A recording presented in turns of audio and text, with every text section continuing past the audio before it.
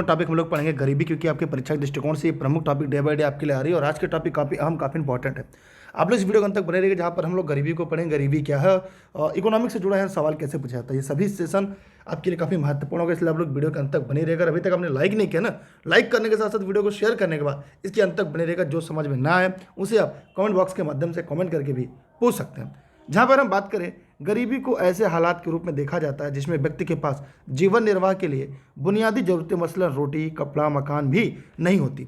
इस हालत को चरम गरीबी भी कहा जाता है। मतलब ध्यान देंगे तो गरीबी को ऐसे हालात के रूप में देखा जाता है जिसमें व्यक्ति के पास जीवन निर्वाह के लिए बुनियादी जरूरतें मसलन रोटी, कपड़ा, मकान भी नहीं होता। इसी हालात को चरम गरीबी कहा जाता है। अच्छा, आप गरीबी का मतलब क्या समझते हैं? कमेंट सेक्शन में कमेंट करके जरूर बताइएगा। जी, अगर हम बात करें MDG मिलेनियम डेवलपमेंट गोल के मुताबिक जो लोग दिन में 51.25 से कम कमाते हैं वे गरीब की श्रेणी में आते हैं। अलग अलग लोग अलग अलग आंकड़े देते हैं। भारत में गरीबी स्तर का आकलन काफ़ी इंपॉर्टेंट टॉपिक है और आप लोग से मैं बार बार कहूँगा इसकी स्क्रीनशॉट लेते जाइए जहाँ जरूरत पड़े, और वैसे इसकी PDF क्लास खत्म होने के बाद आपको मिल जाएगी। भारत में उपभोग और आय, यहाँ पे देखिए आय होगा कि दोनों आधार पर गरीबी स्तर का आकलन किया जाता है। उपभोग की गणना उसके धन के आधार पर की जाती है। एक परिवार द्वारा आवश्यक वस्तुओं पर खर्च किया जाता है। आय की गणना उस परिवार द्वारा अर्जित आय के अनुसार किया जाता है। ये दोनों लाइन इंपॉर्टेंट है क्योंकि परीक्षा में पूछा जाता है कि भारत में गरीबी का आकलन किन आधारों पर किया जाता है। उम्मीद करते हैं यहाँ तक का तथ्य टॉपिक आपको समझ में आ चुका होगा। आगे अगर हम बढ़ें तो गरीबी रेखा, ये गरीबी रेखा क्या है कमेंट करके बताइएगा सभी लोग। देखिए, टेली क्लास के लिए आप लोग टेलीग्राम पर दुर्गेश सर सर्च करके ई लर्निंग विद दुर्गेश पर बने रहिए। अगर अभी तक आप टेलीग्राम पर नहीं जुड़े हैं तो आज ही आप टेलीग्राम पर जरूर जुड़िएगा। अब हम लोग बात करते हैं गरीबी रेखा के बारे में। गरीबी रेखा क्या है? जी हाँ, गरीबी रेखा भारत में गरीबी के आकलन के लिए एक बेंचमार्क की तरह काम करती है। गरीबी रेखा आय के उस न्यूनतम स्तर को कहते हैं जिससे कम आमदनी होने से इंसान अपनी बुनियादी जरूरतों को पूरा करने में असमर्थ होता है। एक बात, ये बुनियादी जरूरत क्या है? आप बुनियादी जरूरत का मतलब क्या समझते हैं?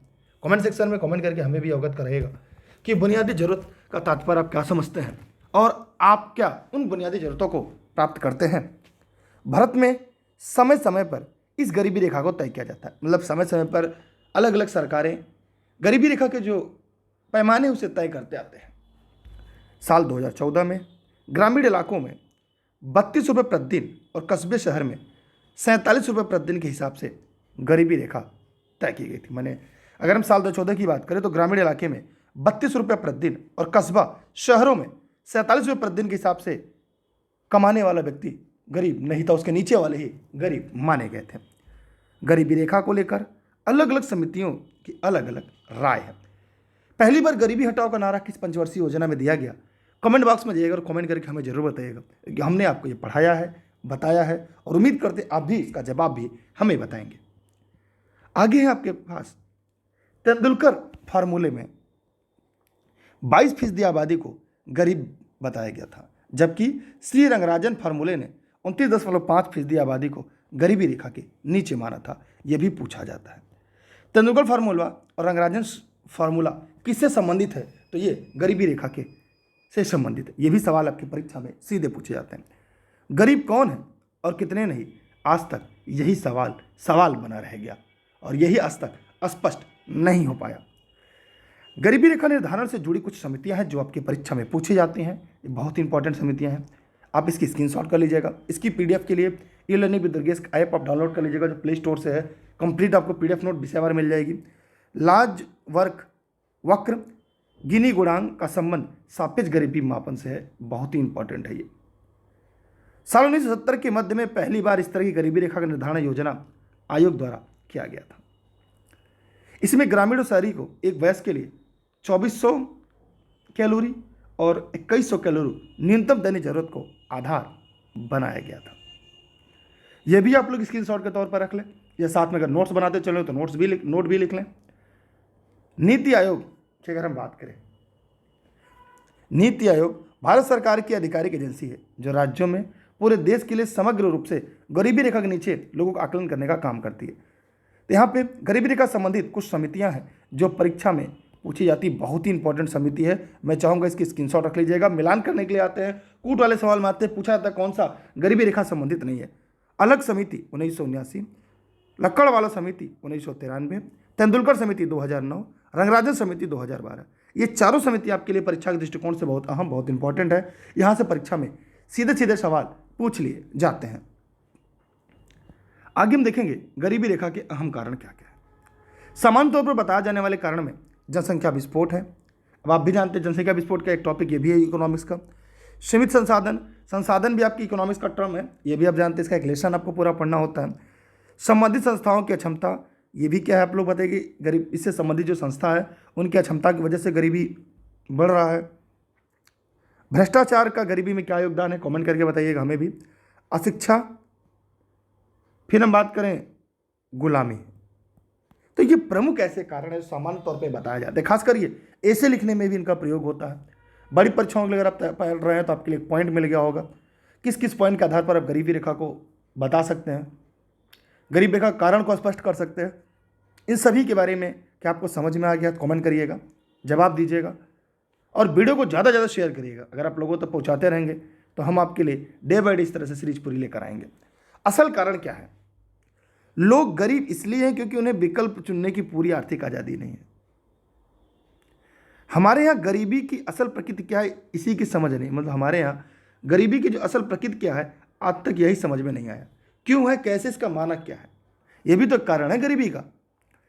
गरीबी राजनीति का मुद्दा बनकर रह गई। कोई भी राजनीतिक पार्टी इस मुद्दे की पूरी तरह से खत्म नहीं करना चाहती। कोई भी पार्टी है वो गरीबी को पूरी तरह से खत्म नहीं करना चाहती। उदासीन राजनीति और सामाजिक ढांचे, मसलन जाति और धर्म से बंधे रहना, यह भी गरीबी का कारण है। संसाधनों को पूरी तरह से दोहन न हो पाना भी गरीबी का कारण है। कृषि में कम उत्पादकता। तो जो असली कारण है ना गरीबी के, वो आपके सामने है। आप इसमें राय दीजिए, अपना सुझाव दीजिए। क्या इसके अलावा भी कारण आपको समझ में आते हैं जिसकी वजह से गरीबी दिख रही है? क्या ये इसके अलावा कोई असल कारण आपको नजर आते हैं? तो इस वीडियो के कमेंट बॉक्स में कमेंट करके हमें बताइएगा। ये वीडियो फेसबुक और यूट्यूब ई-लर्निंग विद दुर्गेश पर मेरे द्वारा निःशुल्क देशित में राष्ट्रित में आप सभी के लिए कुछ योजनाओं पर नजर डालते हैं जो गरीबी से संबंधित हैं। इसमें प्रधानमंत्री जन धन योजना, इस योजना के तहत आर्थिक रूप से वंचित लोगों को तमाम वित्तीय सेवाएं मुहैया कराई जाती है, जिसमें बचत खाता, बीमा, जरूरत के मुताबिक कर्ज और पेंशन जैसी सेवाएं शामिल हैं। जनधन योजना की शुरुआत कब हुई थी? कमेंट करके जवाब जरूर दीजिएगा। किसान विकास पत्र योजना, इस तरह एक प्रमाण पत्र होता है जिसे कोई भी व्यक्ति खरीद सकता है। इसे बांड की तरह प्रमाण पत्र के रूप में जारी किया जाता है। इस पर एक तब तयशुदा ब्याज मिलती है, एक तय रहती है, वही ब्याज मिलता है।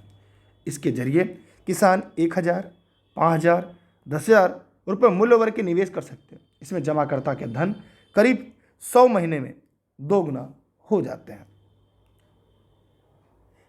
दीनदयाल उपाध्याय ग्राम ज्योति योजना, इसकी शुरुआत कब हुई थी? इसका उद्देश्य क्या था? यह योजना ग्रामीण क्षेत्रों को बिजली की निरंतर आपूर्ति देने के लिए शुरू की गई थी। ये गरीबों से जुड़ी योजनाएं हैं। वैसे योजना भी हम लोग एक वीडियो में पूरा पढ़ेंगे। प्रमुख योजनाएं जो परीक्षा में झोला भर भर के पूछे जाते हैं। महात्मा गांधी राष्ट्रीय ग्रामीण रोजगार गारंटी अधिनियम 2005, मनरेगा, और मनरेगा का पुराना नाम क्या है कमेंट करके जरूर बताइएगा, यह भी सवाल परीक्षा में पूछा जाता है। इस योजना के तहत देश भर के गाँव में लोगों को 100 दिनों के काम की गारंटी दी गई है। ग्रामीण इलाकों में गरीबी कम करने में यह योजना काफ़ी मददगार साबित हुई।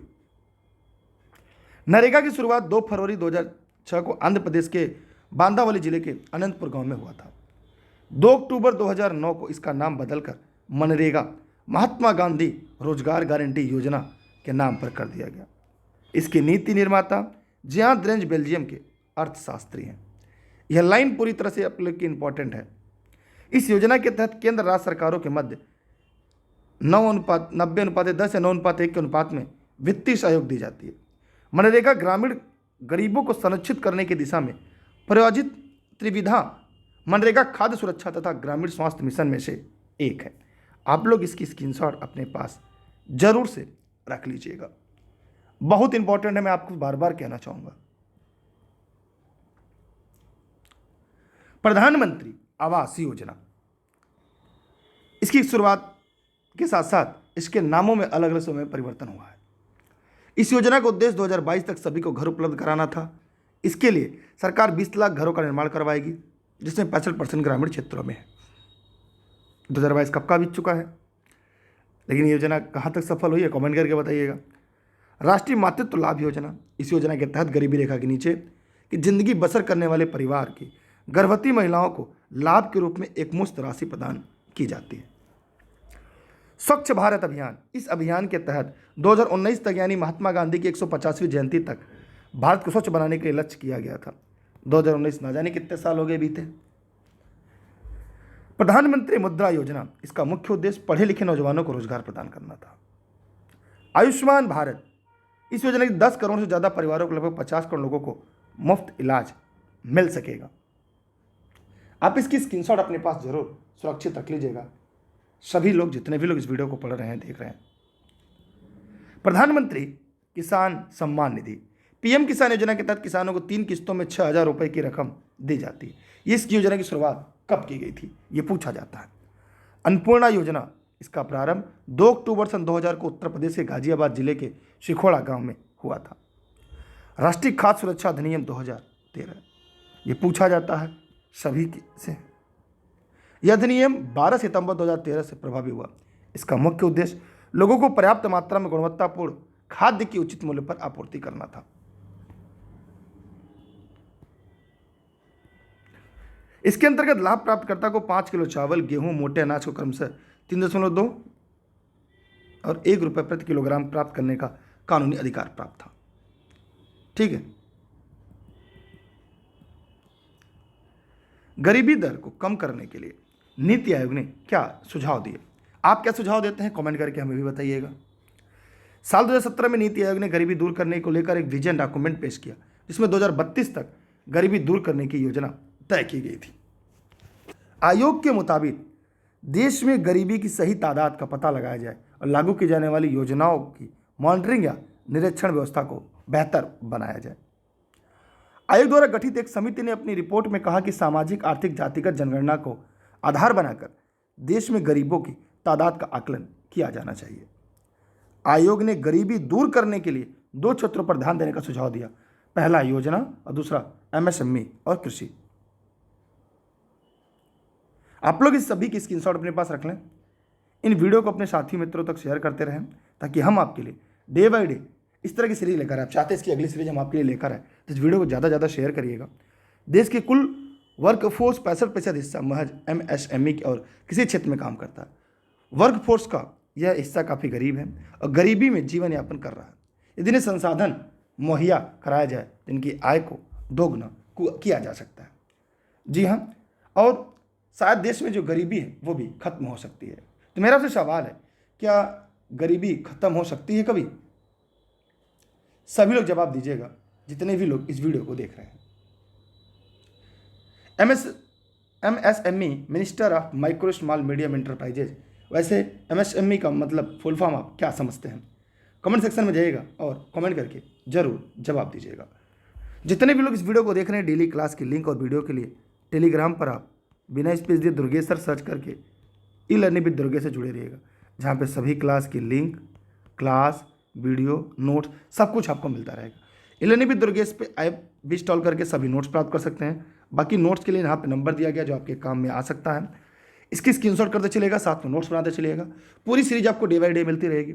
चैनल पर नए हैं, सब्सक्राइब करके बेल आइकन दबाइएगा। इसके अलावा यूट्यूब चैनल है super TET with Durgesh sir, study with Durgesh sir, उन चैनल को भी सब्सक्राइब करके बेल आइकन दबा के रखिएगा। मिलते हैं एक नए सेशन के साथ, एक नए वीडियो लेक्चर के साथ। तब तक के लिए आप सभी का बहुत बहुत धन्यवाद। जय हिंद, जय भारत। हाँ, वीडियो को शेयर जरूर करिएगा, लोगों तक पहुँचाए। अगर वीडियो को Facebook page learning with Durgesh पर देख रहे हैं, लाइक करिएगा, पेज को फॉलो करिएगा। और अगर आपका कोई व्यक्तिगत सवाल है तो लर्निंग विद दुर्गेश के इंस्टाग्राम पर आप अपने सवाल भी पूछ सकते हैं। सभी का बहुत बहुत धन्यवाद। मिलते हैं एक नए वीडियो लेक्चर के साथ, एक नए सेशन के साथ। तब तक के लिए जय हिंद, जय भारत। हाँ, नोट्स संबंधी जानकारी आपको चाहिए तो यहाँ पे मिल जाएगा, घर बैठे भी मिल जाएगा, PDF नोट्स भी मिल जाएगा, सभी नोट्स आपको मिल जाएंगे। Thank you. अगली टॉपिक जो होगी वो बेरोजगारी से जुड़ी होगी, तो हम लोग पढ़ेंगे बेरोजगारी अगले टॉपिक में।